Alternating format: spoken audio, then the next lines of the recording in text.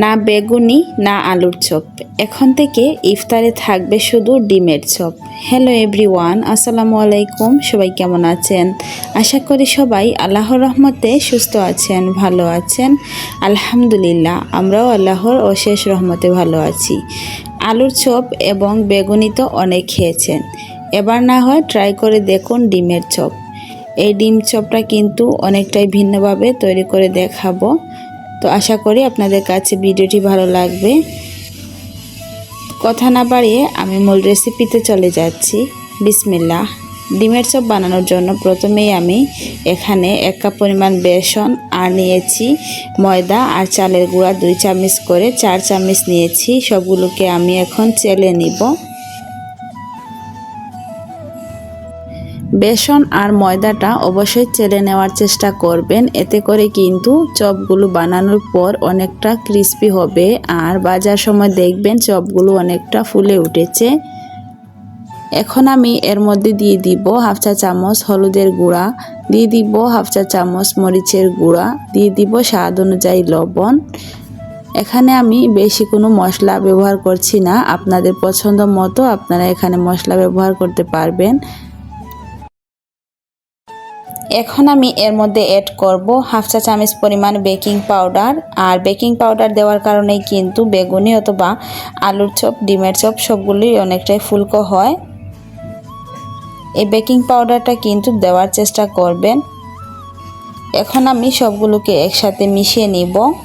নিয়ে অল্প অল্প পানি দিয়ে এখানে আমি একটা ব্যাটার তৈরি করে নিব। এই ব্যাটার বানানোর ক্ষেত্রে কিন্তু একসাথে পানি দিয়ে দেওয়া যাবে না, এতে করে কিন্তু ব্যাটারটা অনেকটাই পাতলা অথবা ঘন হয়ে যাবে।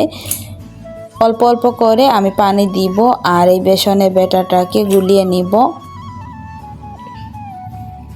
দেখুন আমি এখানে ধাপে ধাপে পানি ব্যবহার করছি। আর এই ব্যাটারটা কিন্তু কিছুটা ঘন করে তৈরি করে নিতে হবে আর ভালোভাবে বেসনের ব্যাটারটাকে ফেটিয়ে নিতে হবে 10 থেকে 12 মিনিট। এতে করে কিন্তু ডিমের চপটা বানানোর পর অনেকটাই ক্রিস্পি থাকবে আর ফুলকো হবে। ভিডিওর এই পর্যন্ত এসে যারা একটি লাইক দিতে ভুলে গিয়েছেন, অনুরোধ করব একটি লাইক দিয়ে সম্পূর্ণ ভিডিওটি কন্টিনিউ করবেন। আর আমার চ্যানেলে যদি নতুন হয়ে থাকেন, আমার ভিডিওর কোনো অংশ আপনাদের কাছে ভালো লেগে যায়, তাহলে প্লিজ আমার চ্যানেলটিকে সাবস্ক্রাইব করে পাশে থাকা বেল আইকনটি অলে প্রেস করে রাখবেন। এতে করে আমি নতুন কোনো ভিডিও আপলোড করার সাথে সাথেই নোটিফিকেশন আপনাদের কাছে পৌঁছে যাবে। তো দেখুন কথা বলতে বলতে আমি এখানে 2টি সিদ্ধ ডিম কেটে নিয়েছি আর একটি ডিমকে আমি 4 টুকরো করেছি। আপনারা চাইলে বড় পিস করেও কিন্তু এটা তৈরি করতে পারবেন। এখন আমি বেসনের মধ্যে ডিমটাকে চুবিয়ে তেলে ছেড়ে দিচ্ছি আর এখানে তেলটাকে আমি আগেই গরম করে নিয়েছি। 1 টুকরো ডিম বেসনের মধ্যে চুবিয়ে আমি তেলের মধ্যে ছেড়ে দিচ্ছি। এভাবে করে আমি সবগুলো ডিমের চপ তৈরি করে নিব।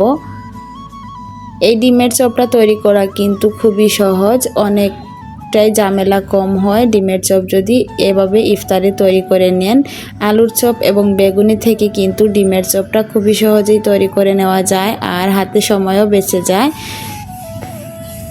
আমার কাছে ডিমের চপটা বানানো খুবই সহজ মনে হয়েছে। অল্প সময়ে ঝটপট এই ডিমের চপটা বানিয়ে নিতে পারবেন।